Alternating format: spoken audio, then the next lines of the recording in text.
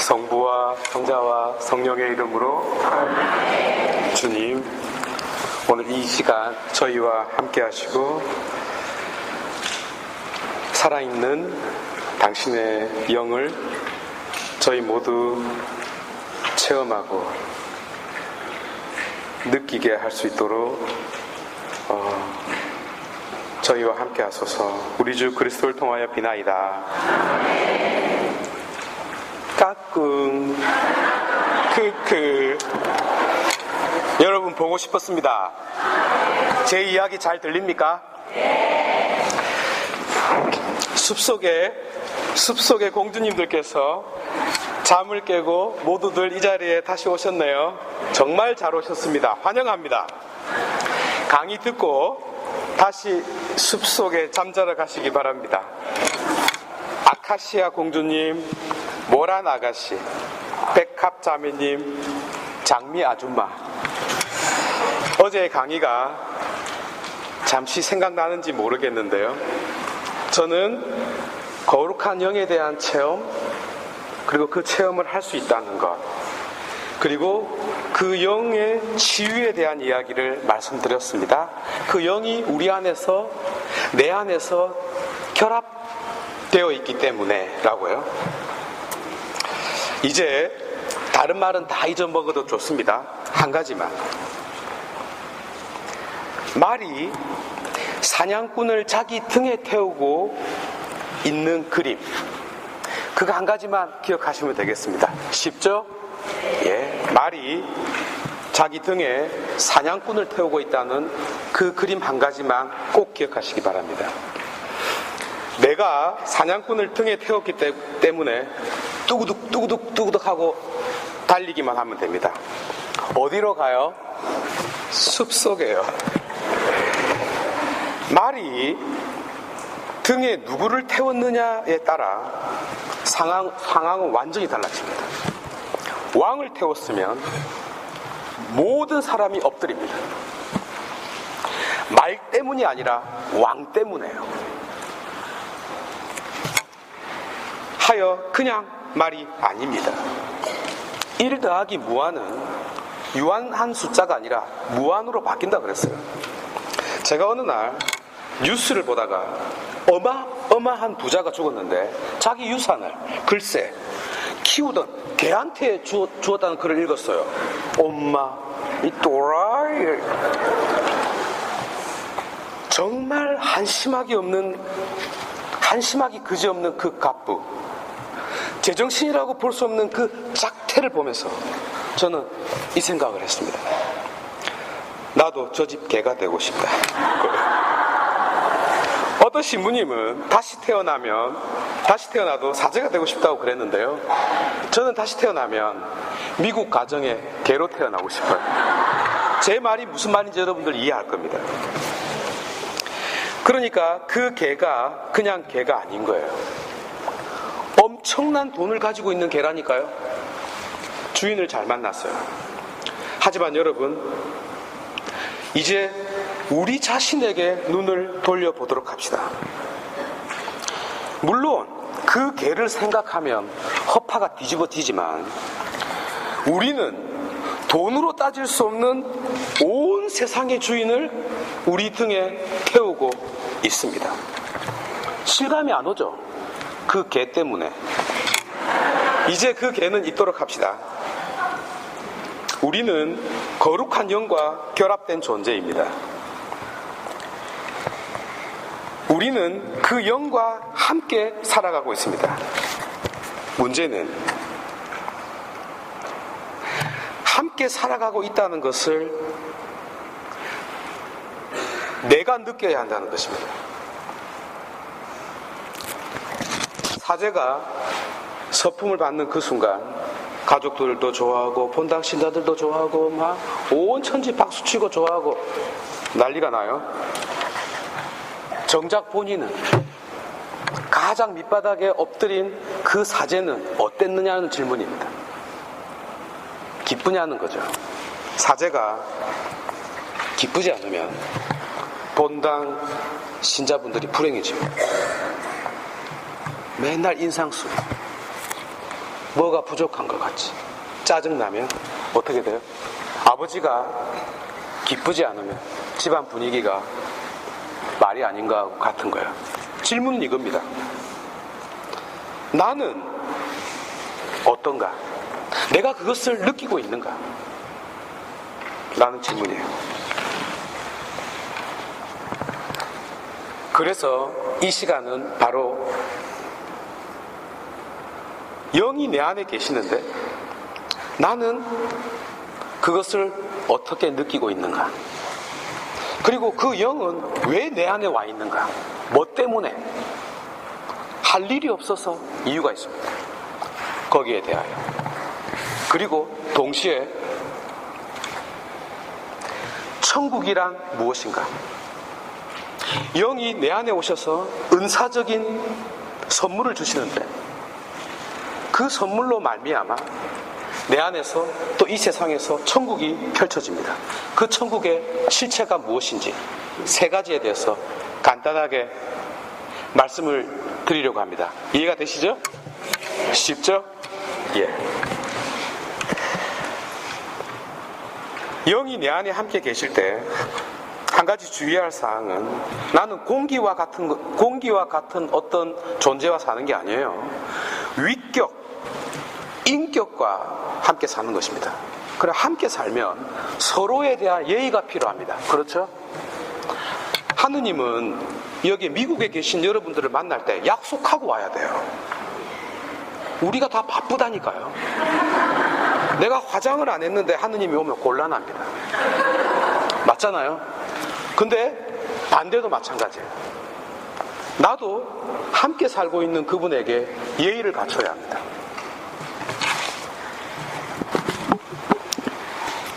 하여 영과 함께 살고 있는 그 삶에 대하여 나는 어떻게 느끼는가? 동시에 그분이 왜 내 안에 오셨는가? 다시 말해서 기독교의 은사적인 삶에 대하여 그리고 마지막으로 어떻게 천국이 펼쳐지는가? 라는 설명을 드림으로써 마지막 강의와 다리를 놓도록 하겠습니다. 자, 첫 번째 따라해 보시기 바랍니다. 꿈은 꿈꾸다는 뜻이 아니라 함께라는 전치사입니다. 앞서 거룩한 영과 내가 결합되었다는 말씀을 드리기 때문에 중복되는 것처럼 보입니다만 결합이 되었다, 하나가 되었다 라는 그 사실과 하나가 되었다는 것을 내가 느끼는 것과는 다른 것입니다. 결합이 되었다는 것은 기독교의 근원적인 도그마, 곧 핵심을 뜻합니다. 그러니까 구원의 대전제이자 바탕이라고 생각하면 되겠습니다. 이 결합에서 함께가 파생됩니다. 그러니까 함께는 더 구체적이고 더 현실적입니다. 이것은 기쁨을 뜻합니다. 실제로 기쁜 상태를 뜻합니다. 예를 들어서 술을 함께하면 기쁘죠. 거기에 삼겹살이 있으면 더 기쁘죠. 거기에 숲속에 공주님이 함께하면 더 기쁜 거죠. 이 함께가 계속 기쁨을 낳습니다. 그래서 이 함께가 만들어내고 있는 삶에 대하여 가장 중요한 요소가 무엇인지 살펴볼게요. 계속 말씀드립니다만 나의 주체성과 동시에 내가 누구길래 그분이 내 안에 오시는가 라는 이 두 가지 측면입니다. 고린토전서 16장 13절에서 14절에 사도 바울께서는 깨어 있으십시오. 믿음 안에 굳게 서 있으십시오. 용기를 내십시오. 힘을 내십시오. 여러분이 하는 모든 일이 사랑으로 이루어지게 하십시오 라는 말씀을 남깁니다. 이 동사들을 하나씩 소개해 볼게요. 깨어 있으라, 비르질라떼 라는 말씀은 잠을 자지 말라 라는 뜻이 아닙니다. 빠진 사람처럼 멍하게 살지 말라는 거죠. 정신을 바짝 차려야 한다는 겁니다. 어떻게 정신을 차리죠? 성 아우구스틴께서 조명, 정화, 일치 라는 이 세 단어로 영성을 끝내버렸죠. 빛이 탁 비추어지고, 그죠? 내 안에 스위치가 탁 켜지면 온갖 잡동사니들이 보일 거 아니에요? 그러면 이것들을 청소할 거 아니에요? 다음 일치, 빛이신 그분과 하나 되는 상, 끝. 그 빛이 어디에 비추어집니까? 영혼의 배꼽요. 영혼의 배꼽에 그 빛이 비추어집니다. 제가 어제 말씀드렸어요. 인간의 영에는 돔과 같은 구멍이 뚫려 있다고요. 그 속으로 신적인 빛이 환하게 비추어집니다. 그 거룩한 영이 우리 안에 계시기 때문에 그 빛은 어떤 의미에서 이미 비추어졌고 비추어지고 있습니다. 그런데 사도 바울은 왜 깨어 있으라고 할까요? 그것은 신적 빛이 우리 내면을 비추고 있는데도 불구하고 우리가 영신적 눈을 뜨지 않고 있기 때문입니다. 눈을 감고 있으니까 볼 수 없을 수밖에요. 하여 지금 함께라는 개념을 살펴보고 있는 이유입니다. 결합되었다는 사실 자체와 그 사실을 인지하고 느끼는 것은 다른 겁니다. 그것은 내 스스로 해야 할 일이기 때문이죠. 하여 이 영적인 눈은 이 세상 그 누구도 강제할 수 없습니다. 인간의 내면에는 자기의 영을 지키는 문지기가 있습니다. 이 문지기가 자기로 들어오는 모든 출입자를 확인합니다. 여러분 지금 오늘 여기 이 자리에 들어올 때 그냥 못 들어왔죠? 돈 내고 들어왔잖아요. 저기서 다 확인한다니까요. 성 아우스틴께서 자유의지론을 집필한 이유가 되겠네요. 예컨대 콘택트 렌즈가 있어요. 근데 렌즈를 이렇게 넣는 순간에 눈을 탁 감는 사람이 있어요. 그 사람이 나쁘다는 게 아니에요. 그런 사람이 있다고. 그래서 넣을 수가 없어요. 처음에 저도 안약을 넣을 때 탁 넣는데 눈을 탁 감아요. 밖으로 흘러버리더라고요. 잘 안 돼요. 쉽지 않아요. 그잖아요? 어린 애들한테 감기약을 주는데 물하고 같이 주는데 물만 넘어가고 알은 그대로 남아있는 거랑 똑같은 거예요. 그렇다니까요. 어느 날 신학교에서 성무일도 끝기도를 바치고 있었는데 성경 말씀을 읽어야 할 친구가 깜빡한 거예요. 갱년기였는지 몰라요. 그래서 기도 시간 중에 정적이 한참 흘렀어요.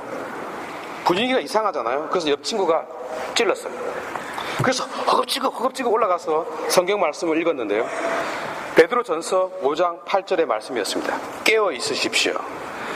여러분의 원수인 악마가 으르렁대는 사자처럼 먹이를 찾아 돌아다닙니다. 저는 함께라는 주체성을 말씀드립니다. 이 함께를 내가 체험해야 합니다. 여러분, 전례의 핵심이 무엇입니까? 파르티시페이션, 참여입니다. 로마노 가르디니의 말입니다. 베네딕토 16세 교황께서 다시 강조했던 개념이었고 이 개념이 2차 바티칸 공의회 전례 헌장에 그대로 삽입되었습니다. 그래서 적극적인 참여가 핵심입니다. 여러분, 제 말을 전적으로 믿으셔야 합니다. 예전에 어르신들께서는 성당에 가실 때 미사에 참여한다라는 말씀을 썼어요. 정확한 표현입니다. 기쁨의 잔치, 구원의 잔치에 내 자신을 데리고 가서 직접 거기에 참여시키는 겁니다. 이 기쁨은 내가 참여하지 않으면 체험할 수 없는 것이기 때문에 그래서 텔레비전 보고 미사가 안 되는 거예요.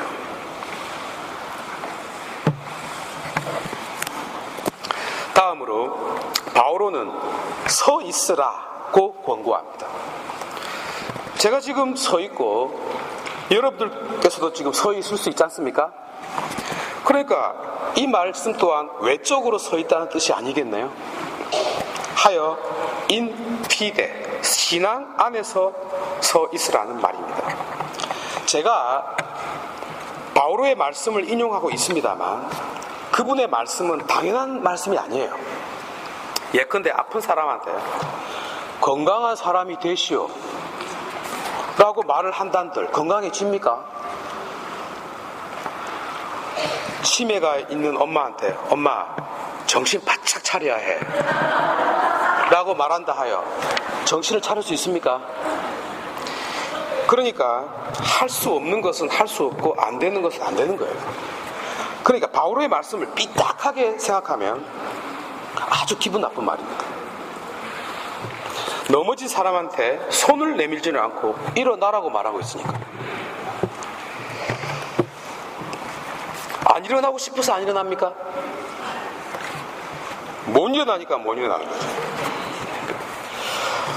그래서 사도 바울의 말씀을 이런 차원에서 오해하지 말았으면 좋겠어요. 그래서 그분은 조건을 답니다. 신앙 안에서라고요. 이 신앙은 넘어진 나를 다시 서 있게 만들고 일어선 나를 저 앞으로 달려가게끔 만듭니다. 왜냐하면 거룩한 영이 내 안에서 나와 함께 하고 있기 때문입니다. 여러분 초등학교 때 운동회가 생각나십니까? 그때 부모님들을 불러서 함께 하는 경기가 있어요. 발을 묶었어요. 어른과 아이가 발을 함께 묶으면 쉽지 않습니다. 아빠의 속도로 달리면 애가 넘어지고 애 속도로 달리면 꼴찌예요. 그러니까 서로 맞춰야 돼요. 그런데 아빠는 회사 가고 엄마는 불러도 안 오고 저는 어떻게 하면 좋겠습니까? 저는 아까 그 개하고 발을 묶어주세요. 그 개한테 맞출 자신이 있습니다. 저는 내 발로 뛸 수 있어요.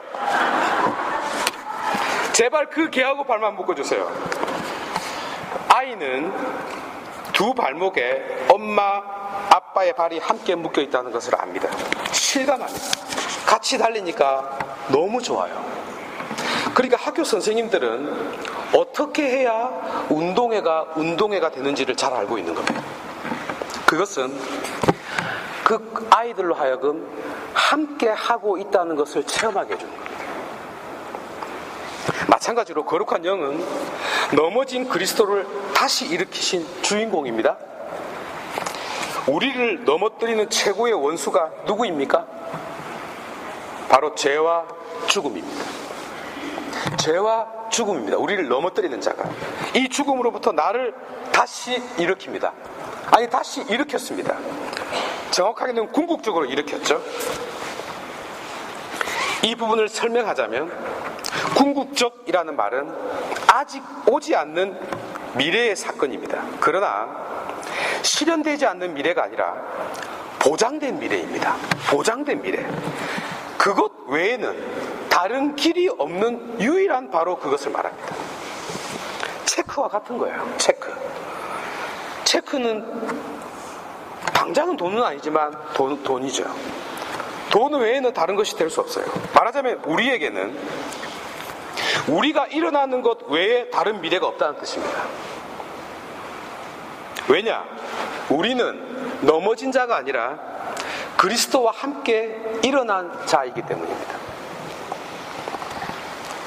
그래서 내가 함께 일어나 있는 자라는 것을 신앙 안에서 체험하라는 것입니다. 느끼라는 것입니다. 내가. 그리고 더 멋진 말씀을 하죠. 용기를 내라고요. 힘을 내라고요.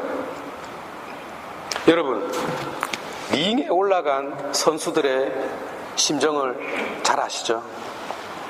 챔피언은 챔피언대로, 도전자는 도전자대로 심적 불안이 엄청납니다. 그 순간 가장 필요한 것이 바로 위로와 용기입니다. 어떻게 위로를 하고 어떻게 용기를 불어넣습니까? 코치는 아들이 응원하러 왔다. 숲속에 공주님도 응원하러 왔다.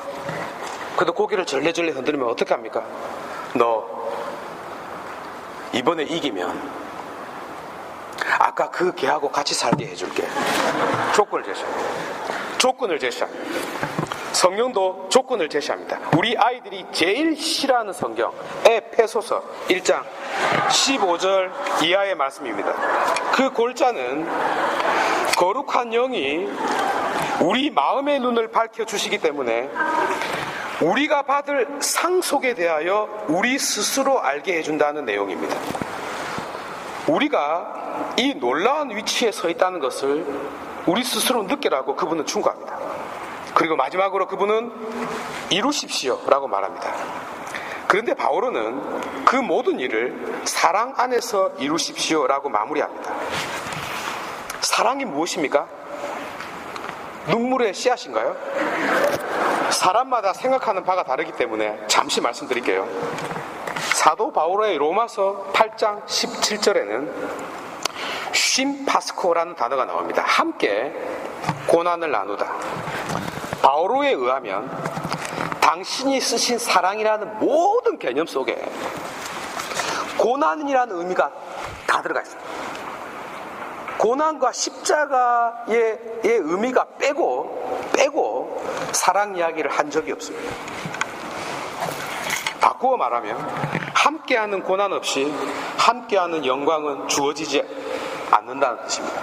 이게 사랑의 본질입니다. 본 모습입니다. 희생 없는 행복이 존재할 수 없습니다. 아이를 출산하는 고통 없이 아이를 얻는 행복 있을 수 없습니다. 마찬가지로 죽음 없는 부활 존재하지 않습니다. 십자가 없는 영광 존재할 수가 없습니다. 부활이라는 개념 자체가 다시 살아난다는 뜻이잖아요. 죽어야 다시 살죠. 하지만 안타깝게도 많은 기독교인들이 안 죽고 계속 살기를 바랍니다. 그 중에 한 명이 바로 저입니다. 저는 아브라함보다 더 오래 살 것입니다. 근데 이것은 신약 성경도 마찬가지였어요. 사도들을 참으로 기쁘게 만드는 것은 그리스도의 부활에 대한 체험이었습니다. 그러나 동시에 그들을 가장 곤혹스럽게 만든 것은 부활하신 그분께서 왜 십자가를 짊어졌느냐라는 의문이었습니다. 이해할 수가 없었습니다. 여러분, 제 말을 전적으로 믿으셔야 합니다. 정말입니다. 이 때문에 신약 성경이 쓰여졌습니다. 만약 이해할 수 있었다면 사도들은 그저 부활이라는 기쁨 속에 함몰되어서 그저 룰루랄라만 했을지도 모릅니다.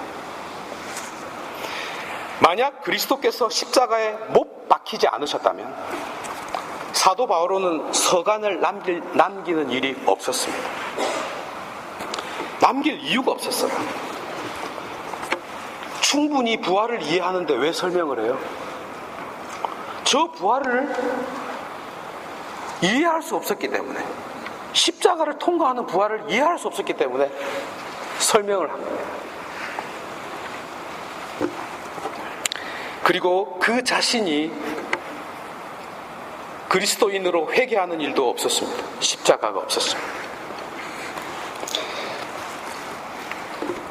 지금까지 그리스도의 십자가상 죽음을 가장 깊이 이해한 사람은 단연코 사도 바오로입니다. 앞으로도 그분만큼 깊이 이해하는 자는 아마 없을 것입니다. 저는 지금 꿈, 함께라는 관계를 우리 입장에서 설명드리고 있는 중입니다. 이 함께가 좋은 면만 있는 것이 아니라 설명 그대로 사도 바울께서 지금 강조한 대로 저 십자가의 아픔, 그 고통이 그대로 녹아있는 함께라는 것을 말씀드리는 것입니다. 나를 사랑하신 명백한 증거가 십자가이기 때문에 이제 십자가가 없는 사랑이란 기독교 안에서는 존재하지 않습니다. 우리도 이 사랑의 고통을 함께 나누어야 하겠습니다. 자, 제가 함께의 첫 번째 현실이 내가 느껴야만 하는 측면이라면 이제 두 번째는 자기 확인입니다. 나는 누구인가? 라는 질문이요. 이 질문하지 않을 수 없는 질문을 우리 스스로에게 질문해야 합니다. 시편 8편 5절의 노래처럼 인간이 무엇이기에 이토록 기억해 주십니까? 사람이 무엇이기에 이토록 돌보아 주십니까? 라는 의문에 대하여 알고 싶은 것입니다. 제가 세상에 그 많은 개들 중에서 왜 하필 아까 그 개를 생각하겠습니까? 특별한 이유가 있기 때문입니다. 도대체 내가 누구이길래 당신이 목숨 바쳐 사랑하시고 그것도 모자라서 거룩한 영을 보내셔서 내 안에 살게끔 하신다 말입니까? 왜 나와 하나가 되죠? 왜 나와 온전히 하나가 되는 그 이유가 무엇이옵니까? 한마디로 먼저 말씀드릴게요. 그것은 필로칼리아. 따라해 보시기 바랍니다. 필로칼리아. 필로스란 말은 사랑이라는 뜻이에요. 아름다움에 대한 사랑 때문입니다. 우리 자신이 아름다운 이유는 우리를 당신의 모습과 똑같이 만드셨기 때문입니다.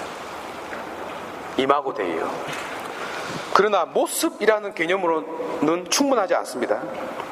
우리가 모습이라는 단어를 개념을 떠올릴 때 그것은 하나의 형상이니까요. 내가 초상화를 그렸어요. 내가 이렇게 사진을 탁 찍었어요. 셀카. 내 모습 그대로 찍힙니다. 그러나 움직이지 않아요. 살아있는 실체가 아닙니다. 성경이 말하는 모습, 성경이 말하는 형상은 사슴이 펄짝펄짝 뛰는 것처럼 움직이는 형상을 뜻합니다. 하느님은 셀카를 찍어서 우리를 만든 것이 아니라 당신의 숨을 우리 영혼의 배꼽에 불어넣어서 만든 것입니다. 어디에다가 숨을 불어넣었습니까? 영혼의 배꼽에요. 우리를 생명으로 존재케 하는 인간의 소울, 영 안에요. 하여 우리는 형상을 넘어서 생명입니다. 움직이는 생명입니다. 이 생명이 당신과 똑같은 모습이라는 뜻입니다. 여러분 제 말을 전적으로 믿으시기 바랍니다. 만들고 나서 보니까 보신이 참 좋았다는 것이 아니겠습니까? 그런데 이 장면을 한번 볼까요? 마치 연못에 비친 자기 모습에 반해서 그와 입맞춤을 하려다가 퐁당 빠져 죽은 나르키소스처럼 하느님 당신이 혹시 나르시즘에 빠진 분처럼 다가오지 않나요? 느껴지지 않나요? 그렇죠? 당신 자신이 너무 아름다워서 우리를 지었으니까요. 이상하게 생각할 수 있겠는데요. 사실입니다. 이 아름다움이 얼마나 아름다운지 실감나게 말씀드릴게요. 아담도 하느님과 똑같은 행위를 합니다. 어느 날 아담이 잠이 들었어요. 꿈을 꿉니다. 진짜 꿈을 꿔요. 야곱은 천국에 사다리가 놓여서 천사들이 왔다 갔다 하는 꿈을 꾸죠. 마찬가지로 아담도 꿈을 꾸는데 필로칼리아, 아름다움에 대한 꿈을 꿉니다. 그는 자기 영혼 깊은 곳에 내재해 있는 아름다움을 보고 있네요. 그리고 잠자고 있던 공주가 갑자기 눈을 뜹니다. 깨어납니다. 이 공주가 어디에 살고 있었어요? 숲속에요. 지금 이 말은 농담이 아닙니다. 아름다움이 녹아있는 자기 자신의 숲속에 그녀가 살아요. 그는 자기 자신의 아름다움에 반합니다. 자기 안에 있는 이 아름다움의 정체가 무엇입니까? 하와라는 너. 동시에 또 하나의 자기 자신이었던 것입니다. 얼핏 보면 아담은 자기 갈비뼈, 곧 자기 자신과 결혼한 것처럼 보입니다만 엄밀하게 보면 그렇지 않습니다. 그는 자신의 분신인 그녀, 곧 자기와 분리할 수 없는 너와 결혼한 것입니다. 제 말이 동화처럼 들립니까? 잠자는 숲속의 공주 이야기가 동화처럼 들리나요? 동화가 아니고 신학입니다. 기독교 역사상 안타깝지만 그럼에도 여전히 빛나고 있는 불꽃 오리게네스 교부는 삼위일체를 동화처럼 묘사했습니다. 아버지가 마치 아담이 하와를 생각하듯이 자기 자신을 생각했어요. 당신 안에 있는 또 하나의 아름다움을 생각했을 때 아들이 탄생합니다. 물론 아버지가 영원한 아버지이기 때문에 아들도 영원한 아들입니다. 그 아들이 곧 하와라는 그리스도이네요. 이제 아버지와 아들이 서로를 바라봐요. 서로에 대한 사랑, 서로를 하나로 이어지는 사랑이 불꽃을 튀기고 있네요. 그 이름 곧 성령이네요. 끝. 강의가 끝난 것이 아니에요. 이보다 더 아름답게 설명한 삼위일체론이 어디 있습니까? 저는 본 적이 없어요. 제가 지금 무슨 말씀을 드리고 있습니까? 영과 우리가 하나 된 상태를 내 입장에서 느껴야 한다는 설명을 드리고 있습니다. 아무리 중요한 결합이라도 우리가 느끼지 못하면 안 된다고 말이죠. 그리고 지금 나는 누구인가를 열심히 설명하고 있습니다. 내가 누구이길래 당신이 나와 결합하냐 말이죠. 우리가 얼마나 아름다운 존재인가가 바로 거기에 대한 답입니다. 많은 이들이 자기 자신의 본 모습을 잘 모릅니다. 자신이 아름다운지를 잘 모르기 때문에 자신을 학대하고 나아가 다른 이들을 경멸하는 것입니다. 이 세상에 온갖 불평, 불만을 쏟아내는 자는 자기 안에서 손톱만큼의 아름다움을 발견하지 못하기 때문입니다. 틀림없습니다. 자존감이 없는 자가 남을 끌어내려요. 여러분, 제 말씀을 전적으로 믿으셔야 합니다. 신구약 성경 전체를 통틀어서 가장 아름다운 대목이 야곱이 브엘세바를 떠나 하란으로 가다가 베텔에서 꿈을 꾸다가 깨어난 그 순간입니다. 창세기 28장 16절에서 17절입니다. 진정 주님께서 이곳에 계시는데도 나는 그것을 모르고 있었구나. 이 얼마나 두려운가. 이곳이 곧 하느님의 집이고 하늘의 문이로구나. 이 부분이 성경에서 제일 중요한 부분입니다. 외우십시오. 그렇습니다, 여러분. 바로 여기가 하늘이 맞닿아 있는 땅입니다. 내가 바로 하늘의 문입니다. 내 안에 거룩한 영이 살고 있습니다. 성소란 다른 곳에 있지 않습니다. 인간의 얼굴이 곧 하느님의 얼굴입니다. 어린아이들의 얼굴을 보세요. 우리는 아름다움 자체인 하느님 당신 자신의 또 하나의 아름다움이기 때문에 우리는 존재 자체가 그 아름다움과 떨어질 수가 없어요. 그래서 여러분 모두 숲속의 공주님이라니까요. 지금 모른다, 인정을 안 해. 결정적으로 아버지와 나는 하나다 라고 말씀하신 바로 그 그리스도께서 이제는 너희와 나는 하나다 라고 선언하고 있지 않습니까? 바로 이 관계를 가능케 하는 열쇠, 그 연결고리가 무엇입니까? 거룩한 영입니다. 그래서 성령은 신학의 꽃입니다. 거룩한 영께서 우리로 하여금 하느님을 아빠, 아버지라고 부를 수 있게 해준다는 것 아니겠습니까? 로마서 8장 16절에 사도 바오로는 더 놀라운 이야기를 하고 있습니다. 이 성령께서 몸소 우리가 하느님의 자녀임을 우리의 영에게 증언해 주신다 라고 말씀하고 있습니다. 이 성령께서 내 안에 있는 영한테 네가 누구인지를 증언해 준다. 여기서 크라조라는 단어는 증언하는 정도가 아니고 귀를 땡겨갖고 꽝을 기르는 이야기, 그것을 말합니다. 너는 그냥 너가 아니라 휘오테시야, 하느님의 자녀야 라고 고함을 지른다는 것입니다. 내 영혼 깊은 곳에서. 그렇다면 여러분, 우리가 어떻게 살아야 합니까? 나를 사랑하시려 당신 목숨을 내어주신 그리스도의 이 사랑을 내 전 존재로 깨달아야 합니다. 영적 방식으로 존재하는 그리스도와 결합되었을 뿐만 아니라 거룩한 영이 내 존재의 깊은 곳에 함께 살고 있음을 느껴야 합니다. 동시에 내가 얼마나 아름답고 얼마나 존귀한 존재인지를 실감나게 의식하고 인지하고 살아야 합니다. 하여 성령과 함께 산다는 것은 지금 이 순간에 내 생을 기쁘게 산다는 것을 뜻합니다. 기쁨이 없는 사람과 함께 살면 기쁘지 않아요. 짱나.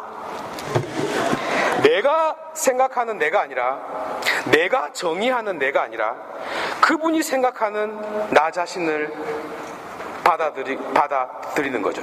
신앙입니다, 여러분. 그래서 이 신앙은 단순히 그러하다라는 진술이 아니라 실제로 내가 그렇다, 내가 그런 존재다, 내가 그렇게 받아들여졌다, 내가 그렇게 아름다운 자이다 라는 것을 내가 체험하는 겁니다. 기쁘게 살아요. 참고로 저는 운전할 때 이렇게 합니다. 오바가시 가슴에 꽃이 피고 봄아가씨 한숨에 달이 지네 뻗들피리 소리만 삐삐리삐리 삐삐리삐리 삐삐리삐리리리 봄아가씨 가슴. 저는 운전할 때 춤을 춥니다. 그러다가 경찰한테 잡혔어요. 너 과속했어. I'm sorry. 너 운전할 때 춤추면 안 돼. I'm sorry. 집 주소. I'm sorry. 근데 너 어디 가는 길이야? To the forest. 저보고 이 조회를 하더니만 신부냐고 물었어요. 그랬다고 했더니 자기도 성당 다닌대요. 아주 잘생긴 젊은 친구였어요. 근데 자기가 부인하고 다퉜대요. 자기는 아내를 행복하게 해주고 싶은데 잘 안 된대요. 그때 제가 왜 이런 대답을 했는지 모르겠는데요. First, you have to be happy 라고 대답했어요. 이 친구가 저를 가만히 보더니만 어쨌든 운전할 때 춤추지 말래요. 위험하다고. 앞으로 춤은 자기가 추겠대요. 자기가 행복해야 합니다. 다윗처럼 춤을 춰야 합니다. 영과 함께 마지막 순간까지 노래 불러야 합니다. 많은 믿는 이들이 그리스도와의 이 결합의 의미를 모르고 삽니다. 실감하지 못해요. 그래서 기쁨이 없어요. 못 느끼니까요. 그래서 제가 말씀을 드리는 것입니다. 우리 아이들이 가끔씩 숙제를 못했거나 뭐 이런저런 일이 있어서 이렇게 슬퍼하는 아이들이 있죠. 그러나 우리가 볼 때는 얼마나 이뻐요. 똑같습니다. 이 자리에 계신 여러분 한 분 한 분이 얼마나 아름답고 이쁜지 잘 모르실 겁니다.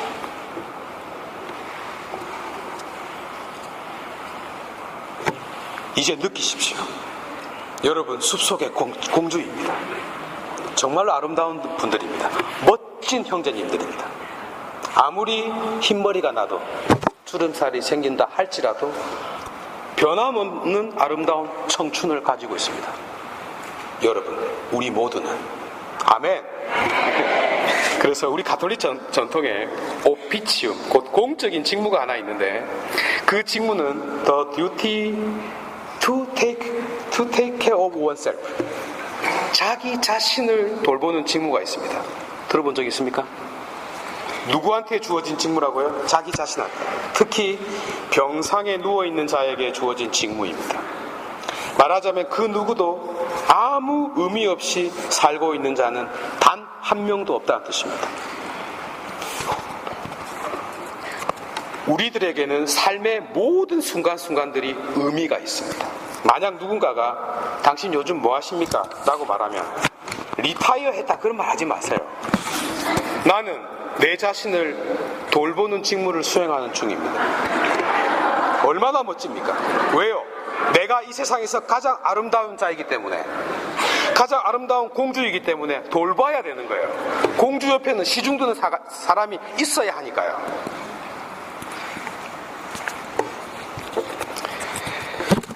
바로 이것이 영과 함께 사는 사람들이 가져야 할 인간입니다. 얼마나 여러분들이 소중한지 말씀드렸습니다. 자, 두 번째 따라해 보시기 바랍니다. 카리스마. 저는 영과의 결합에 대하여, 그리고 그 결합이 근원적으로 우리를 치유하고 구원하는 사건이라고 말씀을 드렸습니다. 그리고 오늘은 그 영과 결합된 우리 자신이 이 함께를 실감하고 살아야 한다는 점을 지금 강조하고 있습니다. 내 자신이 느끼지 못하면 놀라운 기쁨을 느낄 수 없기 때문이죠. 어마어마한 유산을 상속받은 그 개를 생각하면 아직도 잠을 못 자는데요. 사실 그 개도 불쌍합니다. 왜 그렇죠? 그 개는 자기가 유산을 상속받았다는 사실을 모르기 때문입니다. 내가 알지 그는 몰라요. 우리가 이런 처지에 놓여 있어서는 안 되겠습니다. 그래서 내가 누구인가에 대하여 강조합니다. 여러분, 우리는 기뻐하고 춤추고 노래 부를 줄 알아야 합니다. 기쁨을 되찾아야 합니다. 아니, 놀라운 저 생명력이 우리 안에 함께 하고 있습니다. 왜 성령을 발산하지 않습니까? 왜 어깨가 축 처져 있습니까? 왜 온 존재로, 온 영혼으로, 온 삶으로 피를 토하듯 신앙의 정수를 쏟아내고 있는 사도 바오로의 가르침을 무용지물로 만들고 있습니까? 바오로께서 전한 사랑보다 더 감동적인 사랑이 이 세상에 어디 있습니까? 없습니다.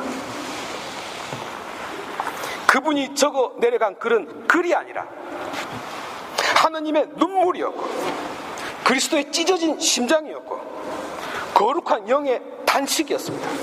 마지막까지 자식을 살리고자 했던 어미의 몸부림이었고 끝까지 전하고 싶었던 사랑의 편지였습니다. 나를 위하여 당신 자신을 아낌없이 내어주신 그리스도의 저 사랑, 고통과 죽음조차 기꺼이 받아들인 그리스도의 저 마음과 똑같은 마음을 당신은 이 글 속에 남겼습니다. 그 고통의 결과 곧 이 세상에서 가장 기쁘게 사는 방법을 써놓은 겁니다. 이 세상 그 누구도 제시할 수 없는 희망을 적었습니다. 참으로 생명력 있는 삶의 길을 제시했습니다. 그런데 우리는 아무 느낌이 없어요. 불감증, 무기력증. 저는 이 상태를 지적질하고 있습니다. 해야만 하니까요. 갈증, 허기, 슬픔, 무의미가 아니라 생명, 충만, 기쁨을 여러분 모두 만끽하시기 바랍니다. 생명의 영, 사랑의 영, 희망의 영, 기쁨의 영이 우리 안에 살고 계시니까요. 주님은 나의 힘이며 나의 노래, 주님은 나의 구원, 내 하느님 그를 섬기리라. 바다에 던지셨네 기마와 기병을 주님은 나의 힘이며 나의 노래, 주님은 나의 구원, 내 하느님. 여러분, 우리는 참으로 기쁘고 행복하고 우리 자신이 얼마나 아름답고 귀한 존재인지를 깨달아야만 하겠습니다. 그래서 영이 함께하는 것입니다. 이 기쁨은 살아 생전에 함께 있었던 것보다도 더 기뻤다고 사도행전이 전하고 있는 바입니다. 이렇게 기쁘게 살라고 당신은 우리 안에 계실 뿐만 아니라 우리 안에 당신의 은총을 빛처럼 쏟아 부어주셨습니다. 그런데 우리 인생은 좀 재미나는 일들이 별로 없는 것 같아요. 제가 와서 기쁘죠. 여러분, 그래서 왜 하느님께서 이 은사를 주셨는가 생각해 보아야 하겠습니다. 하느님은 그들만을 위하여 이 선물을 주신 것이 아닙니다. 그들만 기쁘게 살아라고 준 것이 아닙니다. 확산입니다. 확산 아시죠? 천리향이 퍼져나가는 것처럼 하느님의 은총을, 기쁨을 널리 퍼뜨리라고 은총을 주신 것입니다. 제가 이 자리에 왜 왔죠? 기쁨을 주려고요. 원래 나는 내 혼자도 기쁘게 살 수 있어요. 그러나 여러분들과 함께 성령께서 주시는 이 기쁨을 나누고 싶었어요. 여러분들께서 바쁘니까 제가 대신 전하는 것입니다. 말하자면 저는 여러분들이 아니면 여기에 서 있을 이유는 없지만요. 그래서 여러분들의 직분이 common priesthood, 곧 공통 사제직에서 여러분의 귀한 직분이 나온다고 말씀드렸죠? 그러나 저의 직분이 신자분들을 위한 직분이 아니라면, 동시에 여러분들을 향하는 것이 첫 번째가 아니라면 성직이라는 직분은 존재할 필요가 없습니다. 여러분, 제 말씀을 전적으로 믿으셔야 합니다. 그리스도께서 부활 후에 베드로에게 3번 나타나서 3번의 질문을 합니다.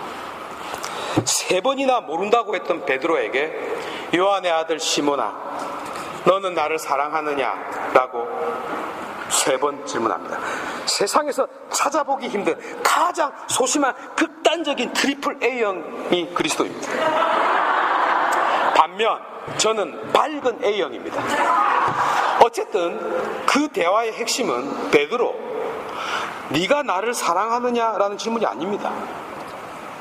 그 핵심은 네가 나를 사랑한다면 사랑하는 만큼 내 양들을 돌보아 달라는 것이었어요. 누구의 양입니까? 누구의 양이죠? 누구의 양입니까? 그리스도의 양입니다. 그 양들의 소속이 베드로가 아니라 그리스도입니다. 베드로에게 속해 있는 양은 단 한 마리도 없었습니다. 마찬가지로 여러분들께서 받은 성령의 은사는 누구를 위해서 주어졌을까요? 우선적으로 여러분들에게 주어졌어요. 다만 조건이 붙었다는 거죠. 하느님께서 아무 조건 없이 사랑을 베푸시는 분이라고 여러분 배웠습니까? 잘못 배웠습니다. 그분은 아무 이유 없이 은사를 주시지 않습니다. 천만에요. 카리스마라는 개념은 고린토전서 12장 1절과 14장 1절에서 은총의 선물로 나타납니다. 로마서 1장 11절에서는 그라시에 스피리투알리스, 곧 영적인 선물들을 의미합니다. 로마서 5장 15절에서는 하느님의 크신 은총과 은총 안에서 주어진 선물에 빗대어집니다. 다른 곳에서도 대동소이합니다만 에페소 4장 12절에 의하면 이 모든 것은 그리스도의 몸을 자라게 하는 큰 목적을 가지고 있습니다. 고린토전서 12장 3장에서 7절에는 은사는 여러 가지지만 성령은 같은 성령입니다. 직분은 여러 가지이지만 주님은 같은 주님입니다. 활동은 여러 가지지만 모든 활동을 일으키는 분은 같은 하느님입니다. 하느님께서는 각 사람에게 공동선을 위하여 성령을 드러내 보여주신다라고 바오로는 전체적인 그림까지 그립니다. 같은 장 8절에 9가지 은사도 나옵니다. 지혜, 지식, 믿음, 병 고치는 은사, 기적, 예언, 영의 식별, 신령한 언어, 해석의 은사가 그것입니다. 다시 11절에 이 모든 것을 한 분이신 같은 성령께서 일으키신다라고 못 박았습니다. 이를 몸과 지체의 관계로서 설명합니다. 이 시간 제가 이 은사 하나하나를 설명할 생각은 없습니다. 이 은사에 대해서는 기도회에서 매번 공부를 하니까요, 해야 되고, 이 은사와 발맞추어 갈라디아서 5장 22절에서 23절에 성령의 열매는 사랑, 기쁨, 평화, 인내, 호의, 선의, 성실, 온유, 절제입니다. 이런 것들을 막는 법은 없습니다 라고 말하고 있습니다. 그런데 여러분, 이 성령의 은사와 성령의 열매가 어떻게 다릅니까? 어떻게 달라요? 제가 쉽게 설명할게요. 열매는 먹는 것이고 은사는 못 먹는 겁니다. 확실하죠? 여러분, 제 말을 전적으로 믿으셔야 합니다. 중요한 원리만 말씀드릴게요. 바오로의 은사에 관한 가르침은 하나의 교회론입니다.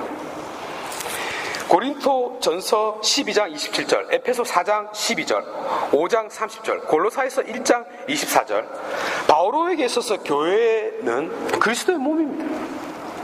그리스도의 몸입니다. 당신이 이 글을 쓸 당시에 이런 정의는 없었어요. 그런데 지금 우리가 이 교회론을 살고 있습니다. 무엇입니까? 성체성사요. 성체성사요. 살고 있습니다. 그래서 어떤 현상들이 생겨나죠? belong to, 우리의 소속이 밝혀집니다. 내가 살게 될 집의 그림이 그려지고 있습니다. 두 가지 말씀드릴게요. 내가 속한 전체와 나라는 부분의 관계에 대하여, 그리고 내가 살게 될 그 집의 본질에 대하여 말씀드릴게요. 먼저 전체와 부분의 관계를 봅시다. 카리스마가 주어진 이유는 명확해요. 그리스도의 몸을 건설하기 위해서입니다. 이 목적은 아버지와 아들이 하나다. 동시에 아버지의 영과 아들의 영이 내 안에 살고 있다 라는 원천에서 비롯됩니다. 하여 바오로는 이 목적을 위하여 은사들이 주어졌다 라고 말하고 있습니다.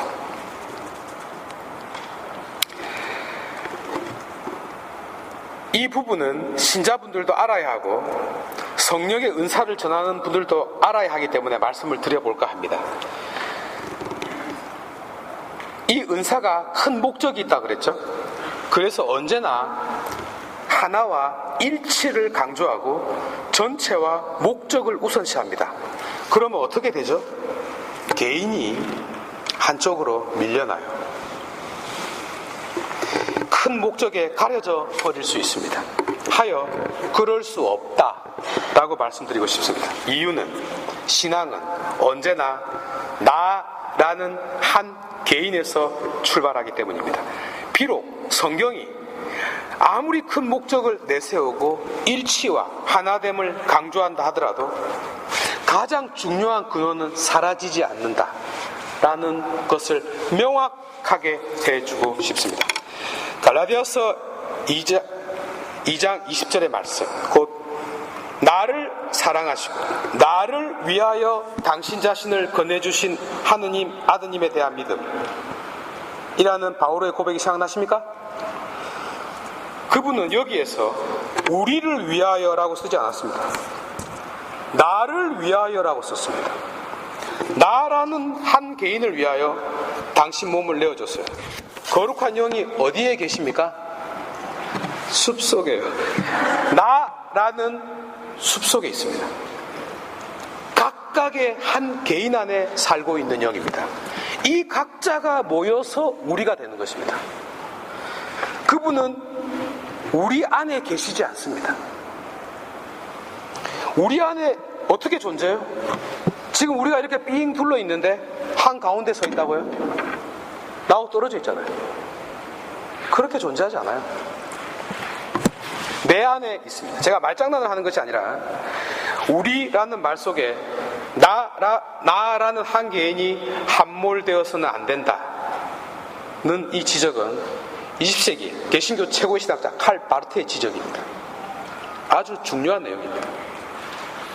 우리 안에 나라는 주체가 결코 녹아 들어갈 수 없습니다. 반드시 한 개체로 존재해야 합니다.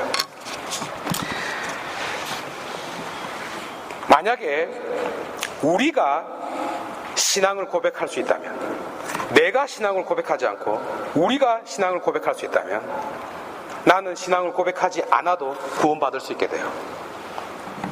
내 대신에 다른 사람이 해주었으니까요. 예컨대 아내가 열심히 기도를 하고 있어요. 남편은 기도를 안 해요. 하기도 싫고. 그러면 어떻게 하면 됩니까? 방문만 살짝 열면 돼요. 방 전체가 기도하는 공간이 되니까요. 내가 사라져서는 안 됩니다. 그러나 그렇다 하더라도 제가 계속 강조하고 싶은 바는 개인 또한 자기 홀로 부분으로 존재할 수 없다는 것입니다. 맞죠? 은사는 그리스도의 몸을 위하여 주어졌기 때문이죠. 모세는 1대1로 하느님과 대화를 했어요. 아브라함도 1대1로 대화했습니다. 성모님도 1대1로 대화했어요. 오히려 하느님이 짤짤 맺고 사신인 천사가 예의를 갖추었습니다. 예수님이 어떤 환자를 치유시켜 줄 때도 딱 따로 혼자 데리고 나갔습니다. 굉장히 인격적으로 1대1로 대했어요. 나라는 개인이 사라질 때 존엄성도 함께 사라집니다. 새로운 사태 6항입니다. 국가보다 인간이 먼저 존재했다. 국가가 형성되기 전에 인간은 태어나면서부터 자기 자신을 스스로 돌볼 권리를 부여받았다. 한 개인은 국가보다 앞섭니다. 왜 전체주의가 실패합니까? 한 개인에서 출발하지 않고 전체에서 출발하기 때문입니다. 간단해요. 제가 지금 강조하는 바는 교회, 국가, 신앙, 은사, 그 어떤 것이라 하더라도 나에게서 출발한다는 점입니다. 절대로 사라져서는 안 되겠습니다. 여기 계신 분들이 여러 성당에서 오신 줄로 압니다. 여러분들의 본당 신부님들이 여러분들이 하자는 대로 잘 안 하죠. 훌륭하신 신부님들입니다. 개성이 살아있는 거예요. 마찬가지로 은사도 무엇보다 여러분 자신에게 먼저 주어졌습니다. 이 점은 못 박아두고 이제 반대의 말씀을 드릴게요. 아무리 한 개인이 사라질 수 없는 중요한 근원이라 하더라도 그 역시 전체 안에 한 부분을 차지하고 있음을 잊어서는 안 돼요. 제 직분은 저에게 주어졌어요. 여러분에게 주어진 것이 아니에요. 그래서 내가 신부지 여러분들이 신부가 아니에요. 그러나 저에게 직분이 주어졌지만 이 직분이 여러분들을 위한 직분인 것처럼 은사도 여러분에게 주어졌지만 그죠? 다른 곳을 향하고 있는 것입니다. 앞서 확산이라 그랬죠. 그리스도의 몸을 건설하기 위하여 주어진 은총의 이 선물이 전달돼야 됩니다. 내가 은총을 받으면 기분이 좋아요. 나 혼자만 기분 좋으면 어떻게 됩니까? 다 함께 기분 좋아야죠. 천국에 가면 이런 간판이 걸려있다 그래요. 개인 손님 사절, 단체 손님 환영. 아마 천국이 장사가 잘 안 되는 모양입니다. 다시 말씀드리지만 이 단체는 한 사람 한 사람이 모인 것입니다. 이 은사는 모든을 향해야 합니다. 이것이 혹자가 왜 이 사람에게는 이 은사를, 저 사람에게는 저 은사를 주십니까?에 대한 질문에 대한 답입니다. 바오로께서 몸과 지체의 논리를 편 이유입니다. 각자가 다르지만 하나의 몸을 위하여 일한다는 것입니다. 저는 이 말씀을 드리는 것입니다. 교회의 본질에 대해서요. 교회는 전체주의가 아니면 한 명 한 명이 살아 숨쉬는 공동체라고요. 한 명 한 명의 은사가 꽃을 피우는 공동체라고요. 이 은사는 우리 영혼을 따뜻하게 비추는 태양과 같고 메마른 나무와 꽃을 촉촉하게 적시는 봄비와 같습니다. 목마른 암사슴의 목을 죽여주는 샘물과 같고 세상을 아름답게 수놓는 헤르몬 산의 이슬과 같습니다. 사실 여러분 모두 여러분들 안에 놀라운 성령의 은사를 각자 받았습니다. 단지 모를 뿐입니다. 등에 사냥꾼을 태웠다는 것을 모를 뿐입니다. 엄청난 상속을 받았다는 사실을 모르는 것입니다. 아니면 위에서 꽉 눌려서 죽여버렸든지.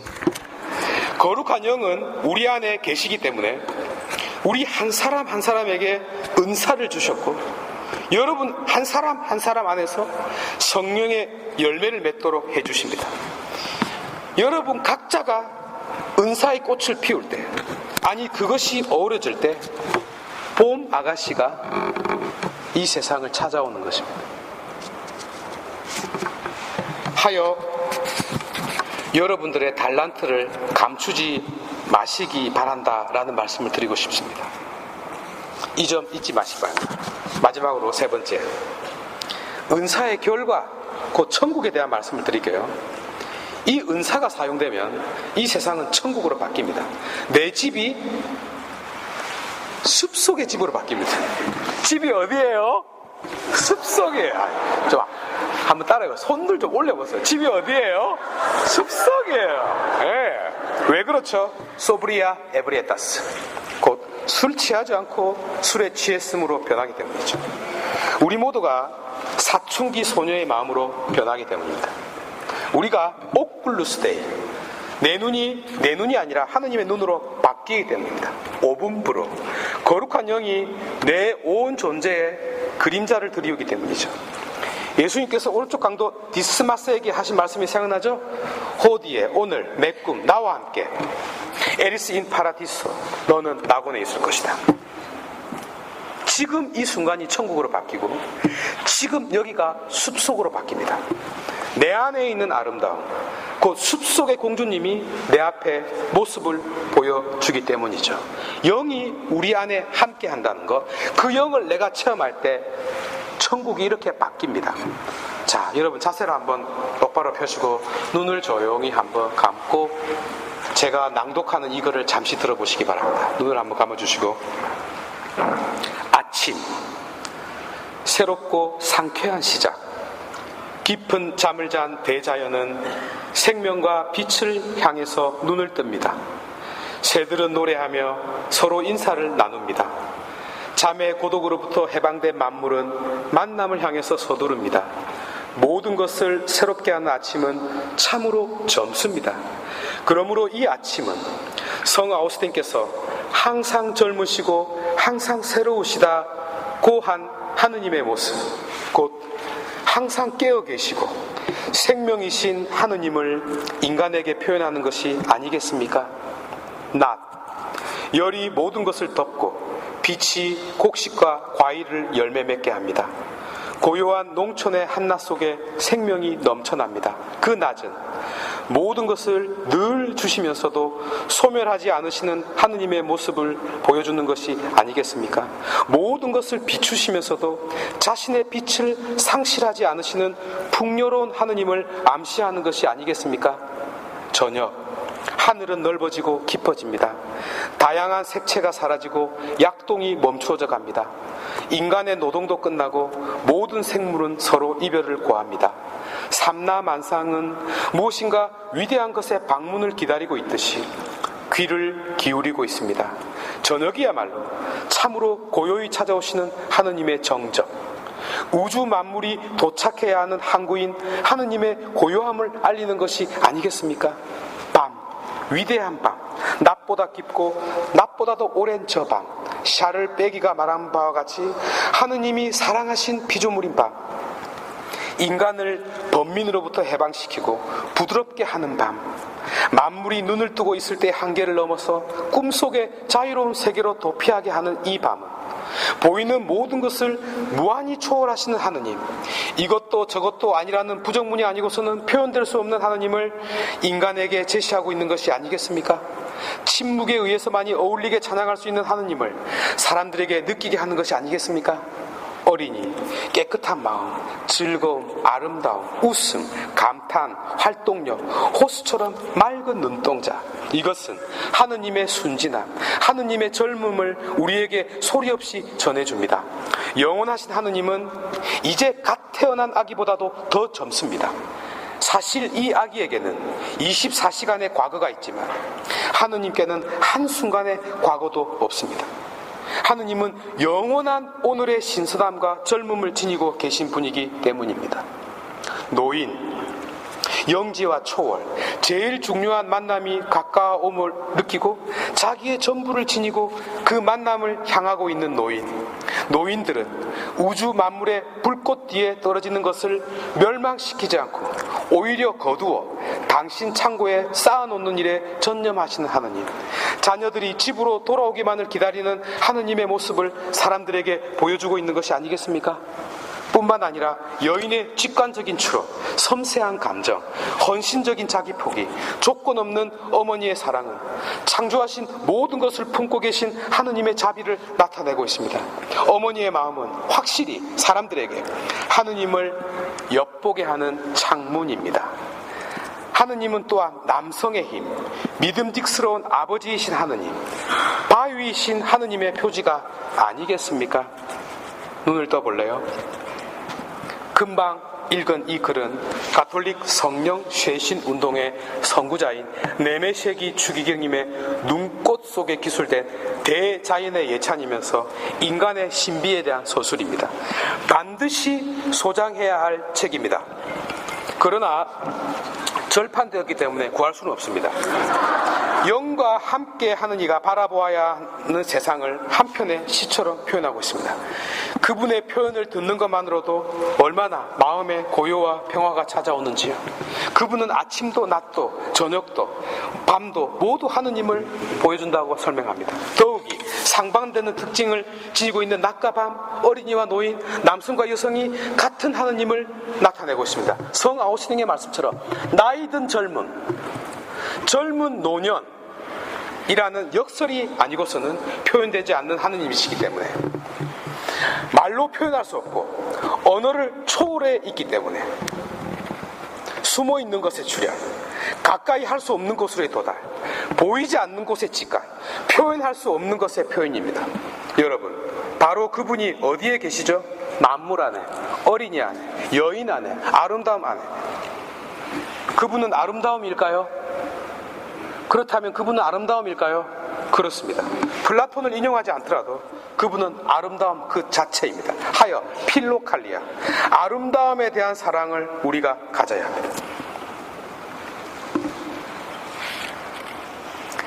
그분이 아름다움 속에 감추어진 신비로 머물러 계시기 때문에, 곧 내가 아름답기 때문에 내 안에 계신다는, 내 안에 신비로 계신다는 말입니다. 영적인 방식으로 우리와 함께 계신 그 영은 우리 안에서 우리로 하여금 세상을 다른 눈으로 보게 만듭니다. 다른 사람의 얼굴 속에 하느님의 아름다움을 볼 수 있게 만들고, 부드럽고 순수하고 신비로운 눈으로 바꾸어 세상을 바라보게끔 만듭니다. 영이, 은사가요. 곧 마무리하도록 하겠습니다. 여러분, 제가 설명했던 9가지 은사 중에 물질이 있습니까? 제가 설명한 9가지 성령의 열매 중에 먹을 수 있는 열매가 있습니까? 없습니다. 그 모든 것은 어디서 펼쳐집니까? 내 안에서요. 유토피아가 어디서 시작되고 있습니까? 내 안에서요. 하느님의 본질이 어디서 실현될까요? 내 안에서요. 여러분, 제 말씀을 전적으로 믿으시기 바랍니다. 요한복음 18장 36절에 빌라도 앞에 서신 그리스도께서 내 나라는 이 세상에 속하지 않는다 라고 분명하게 대답하셨습니다. 그 나라는 바로 이런 나라입니다. 당신이 보내신 거룩한 영이 내 안에 살기 때문에 세상을 다른 차원에서 볼 수 있도록 만드는 나라, 곧 세상이 신비로 바뀌는 나라이고, 은사가 내 안에서 베풀어지기 때문에 인성이 신성으로 꼽히는 나라입니다. 만약 그렇다면 우리는 심각하게 이 질문을 던지지 않을 수 없습니다. 이 모든 것이 그렇다면 내적인 그 무엇이란 말입니까? 하느님 나라가, 천국이 내적인 그 무엇이란 말입니까? 라고요. 그렇습니다.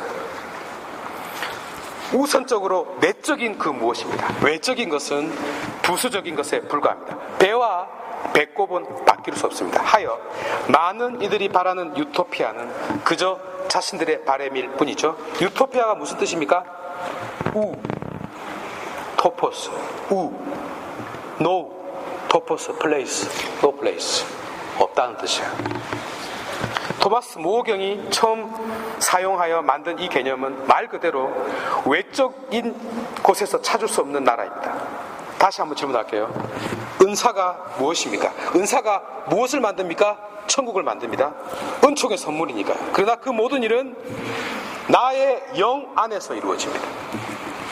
이 천국은 이 땅에서 이루어지는 것이 아니라 여러분 한 분 한 분이 은사의 꽃을 피울 때 천국의 꽃들이 촥촥촥 피는 것입니다.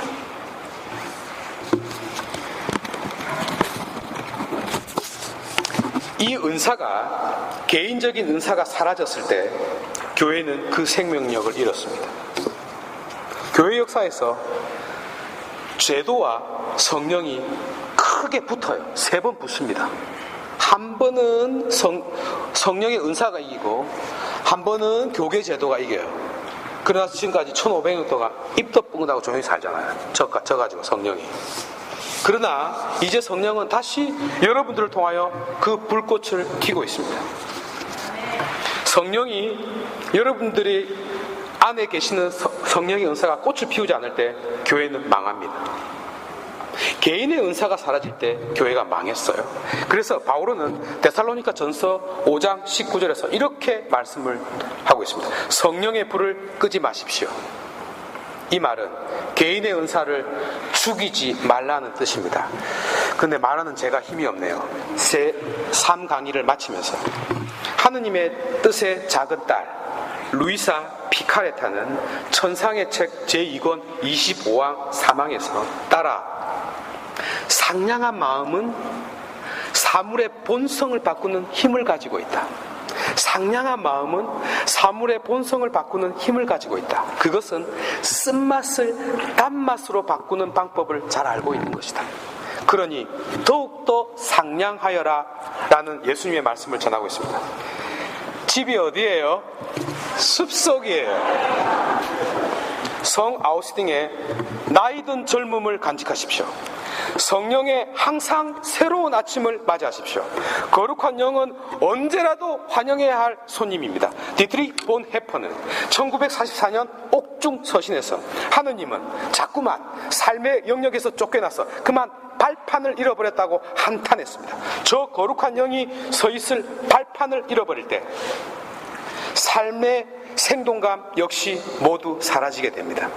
아이들이 생기발랄해야 아이들인 것처럼 생기를 잃어버린 교회는 살아있는 공동체가 아니라 조직으로 변해버립니다. 간경화에 걸린 사람처럼. 신앙 역시 메마른 신앙으로 되고 맙니다. 거룩한 영이 누구입니까? 그분 없이 성경이 쓰여질 수 있었나요? 그분 없이 교회가 탄생할 수 있었습니까? 그분 없이 교계 제도가 마련될 수 있었어요? 그분 없이 미사가 가능합니까? 아니, 그분이 아니시면 교회가 지금까지 존속할 수 있나요? 그분이 아니시면 우리는 아무것도 할 수 없습니다. 여러분, 제 말씀을 전적으로 믿으시기 바랍니다. 우리는 거룩한 영을 친구처럼 연인처럼 받아들여야 합니다. 제가 지금까지 이야기를 펼친 이유입니다. 한마디로 거룩한 영이 나와 함께 있고 나를 치유하시고 나를 구원하시고 나에게 은총을 베푸신 은사를 주시고 은총을 베푸시는 이 함께함을 우리 자신이 온 존재로 느껴야만 한다라는 말씀을 드린 것입니다. 참으로 소중한 여러분 안에 계신 존재를 느끼십시오. 거룩한 영께서는 결코 떨어지지 않습니다. 참으로 아름다운 여러분, 언제나 신선한 영과 함께 내 영혼의 숲속에서 그분과 함께 노시기 바랍니다. 깊이 집중하여 들어주셔서 감사합니다. 그러면 마지막 강의 때 뵙도록 하겠습니다. 보고 싶을 거예요.